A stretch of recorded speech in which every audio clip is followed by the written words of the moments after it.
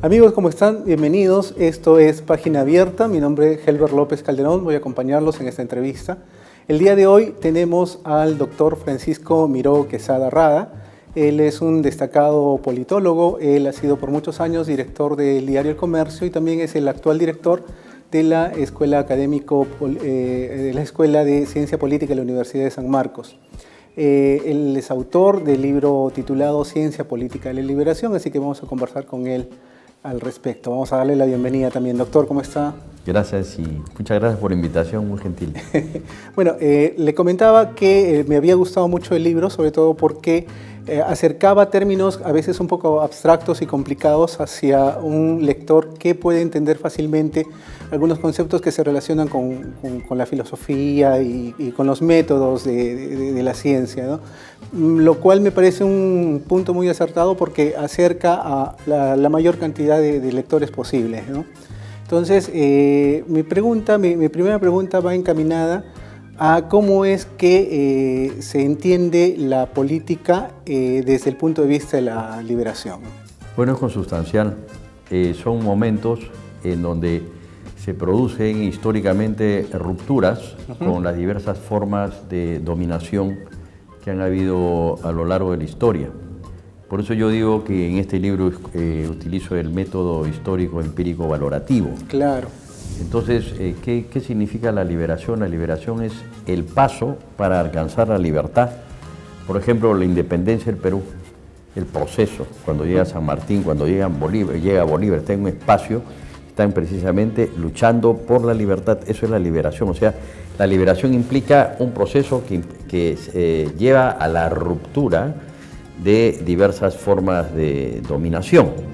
Por supuesto, esto puede remontarse incluso hasta la época de Espartaco en Roma, que no triunfó, porque no todo acto de liberación que pretende romper alguna forma de dominación tiene éxito, ¿no? Por ejemplo, la revolución de Túpac Amaru fue inmensa y tampoco tuvo éxito, pero sí tuvo éxito la Revolución Francesa, ¿no? Entonces, yo creo que para comprender la política debemos también de comprender los grandes procesos de liberación y gracias a que hay esos procesos de liberación es que el mundo ha evolucionado. O sea, por un lado tenemos el desarrollo científico, el desarrollo tecnológico, pero por otro lado el desarrollo humano, los derechos humanos, por ejemplo. Los derechos humanos es un documento que es consecuencia de una serie de luchas de los seres humanos para buscar mayor igualdad, para que se respete el derecho a la vida, al honor, a la dignidad, en fin, a la educación, etcétera, etcétera, ¿no? Claro, en el libro se nota una necesidad de definir, por ejemplo, algo que parece un poco contrario, ¿no?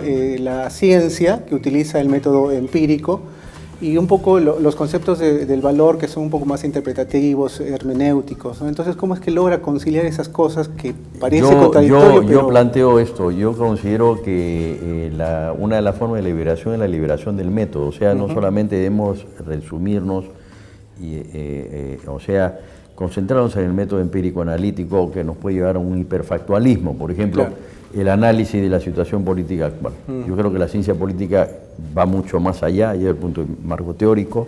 Por eso por ahí digo que es bueno una ciencia política, si bien no totalmente filosófica, por lo menos cerca de lo filosófico, en el sentido que se incorpora también el tema de los valores, pero desde el punto de vista del método, sin negar el método empírico, porque considero que la realidad política tiene que ser estudiada y que la ciencia política tiene que estudiar la realidad política de la coyuntura, por ejemplo, la situación que existe ahora, si vamos a adelantar o no vamos a adelantar elecciones, eso es fundamental y eso está todos los días en los medios de comunicación. Pero, de todas maneras, yo creo que hay otras opciones metodológicas, por ejemplo, una concepción de los procesos políticos, pero visto desde el punto de vista histórico. O sea, no dejar de lado el método histórico. Yo creo que la alianza del estudio de los fenómenos sociales con historia que tiene que ver con esos fenómenos es fundamental. Y por otro lado, el método valorativo, por una razón muy simple. ¿Qué importancia tiene la ética en política?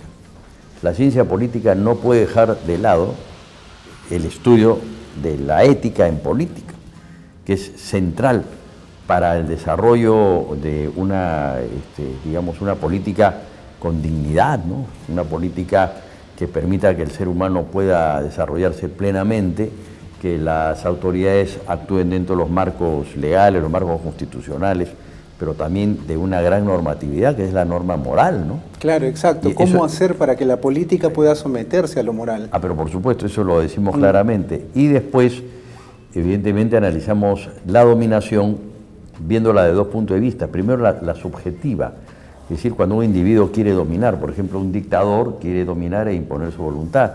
Y la otra, que es más complicada, que es la dominación estructural, aquella que se va desarrollando ya como ideología y se convierte en un sistema de creencias que se vuelve como verdad universal. Voy a dar un ejemplo: el poder divino de los reyes.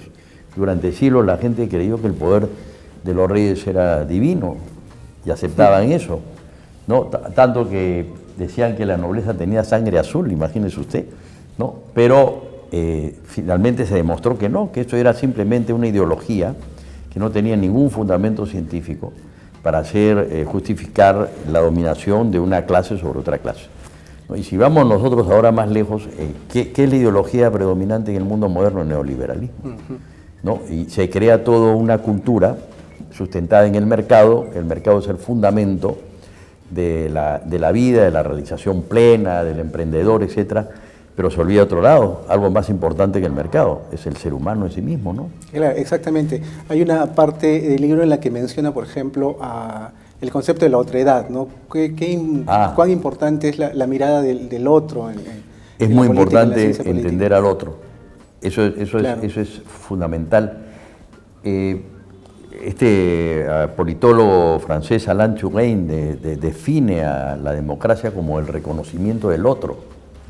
O sea, la otredad es aceptar al otro, pero no es tolerancia, sino aceptar al otro como ser humano, con su cultura, con su tradición, con sus formas de vida, con su acento, en fin, con todos esos elementos, ¿no?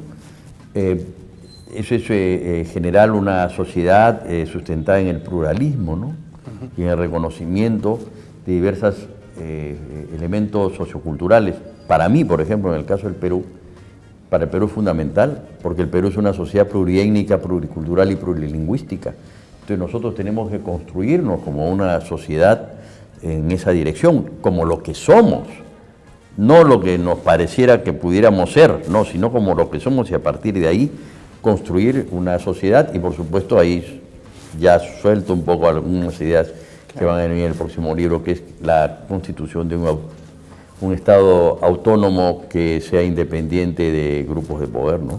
Claro, porque hasta cierta parte la palabra política, bueno, un poco que se ha peyorizado y no debería ser así, ¿no? Eso es un fenómeno que no solamente sucede en el Perú, sino la globalización un poco que ha permitido que las cosas lleguen hasta ese punto, ¿no? Mire, lo que pasa es que la política se ha plutocratizado. Se está entendiendo la política como si fuera economía, como si fuera negocio, y la política es un servicio. Platón decía que la única razón moral que justifica que una persona participe en la polis es su capacidad de servir a los demás. Es decir, un político debe de servir a los demás, es su función única, servir a la comunidad. No hay otra razón. Ojo que la sentencia de Platón es fuerte, no hay otra razón moral, ¿eh? Si es por gloria, por beneficio y en fin, por otras cosas, pues eso ya no, eso es una deformación de la política, ¿no? Una corrupción, por así decir, de la política en términos ya de valores, ¿no? Eso explicaría lo que usted menciona como la gran diferencia entre la ciencia política en sí con la ciencia política para sí. Claro, lógico. Yo creo que eso es fundamental. Pero ¿para qué sirve la ciencia política? La ciencia política en sí, en el sentido de que es una disciplina que tiene sus categorías, tiene sus elementos, tiene su conjunto conceptual, pero es ¿para qué? ¿Para qué? Ya es la ciencia política. Entonces, la ciencia política debe servir para algo, ¿no? No solamente para describir, para explicar los fenómenos políticos o para hacer predicciones, sino debe ser una ciencia política crítica de la realidad. La ciencia política debe servir para contribuir con la liberación de la sociedad y sobre todo debe de dar, orientaciones para, por ejemplo, empoderar a los sectores más excluidos, a los sectores más marginados y superar esas condiciones de diferencias sociales que también existen, ¿no? Y sobre todo en cuanto al control del poder, porque una sociedad es más democrática mientras más esté distribuido el poder en una sociedad, en la sociedad, no el poder distribuido en una élite o en un grupo, no, sino en la sociedad. Y eso significa empoderar al ciudadano. Claro que el empoderamiento es más complejo, tiene que ver con el desarrollo económico, con la educación, que son factores que coadyuvan al progreso y al desarrollo mismo de la política, ¿no? ¿Y cómo ha afectado la globalización en ese sentido, ¿no? ¿Cómo ha afectado a América Latina? ¿Cómo ha afectado a nuestro país? Que el fenómeno de la globalización está visto desde la perspectiva de un modelo ideológico que es el neoliberalismo. Entonces la globalización se entiende, por ejemplo, un famoso sociólogo alemán, Ulrich Beck, dice: la globalización es un fenómeno político, está organizado para que unos grupos de poder se beneficien. Los datos que da Piketty, que dan otros autores, por ejemplo, es en qué medida a nivel global está concentrada la riqueza en una minoría, en un 1%. O sea, la riqueza del mundo está concentrada en un 1%. En un 1%. Sí. ¿No? Y hay un porcentaje que queda por ahí dando vueltas, que constituye parte de la clase media del mundo, que somos los que nos beneficiamos, algunos de los que, bueno, muchos de los que podemos estar acá, pero hay un gran sector de personas que han quedado excluidas y que todavía no se han beneficiado, pero el problema es más allá. No es un problema económico, es un problema de poder. O sea, ¿quién tiene poder en el mundo? Las grandes transnacionales, después los estados y después la sociedad civil.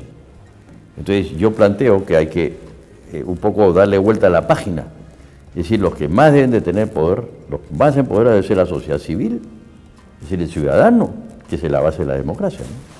No, bueno, finalmente, por fortuna, estas carreras, por ejemplo, la de ciencia política, como la que usted dirige en San Marcos, un poco que ya alecciona a los estudiantes en ese sentido, ¿no? Como que los prepara para que sean capaces de resolver los problemas del país.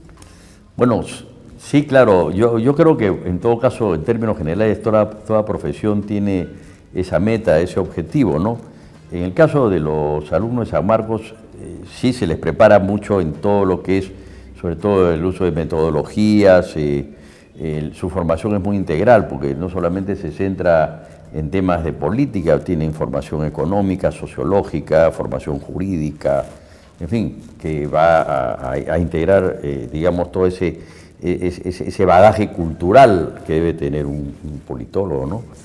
Y de alguna manera hay resultados interesantes porque muchos egresados de nuestra escuela están realizando actividades, trabajos como asesores en el Congreso, también acá en el Jurado Nacional de Elecciones. Usted sabe que por acá pasan algunos que otros, y lo mismo en otras entidades públicas, porque lo que se trata es que el politólogo desarrolle sus actividades en entidades públicas para que puedan contribuir a mejorar estas instituciones públicas, aunque eso no excluye que sean consultados por el sector privado, ¿no?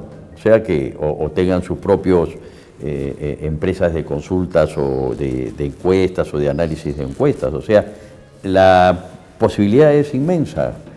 Y hay una cosa que quiero decir, que en el siglo XXI se puede hablar un poco del boom de la ciencia política, porque bueno, evidentemente esta es la Escuela de San Marcos, pero también hay otras escuelas. Tenemos una red nacional de ciencia política, hay escuelas en provincias, hay escuelas en Trujillo, en Chiclayo, en Arequipa, en Apurímac, ¿no? O sea que la cosa está orientándose un poco en esa dirección. Es una excelente noticia, doctor. Bueno, le agradecemos mucho su presencia en esta entrevista. Esperamos tenerlo pronto, tal vez con la segunda parte de este libro. Y no dudo que vamos a poder conversar más sobre otros temas con usted. Así que muchas gracias. Ahí estamos construyendo la segunda parte ya. Ok, muchas gracias. Y a ustedes, amigos, agradecerles también por habernos acompañado en esta edición de Página Abierta. Y bueno, espero que puedan acompañarnos también en una próxima edición. Así que hasta pronto.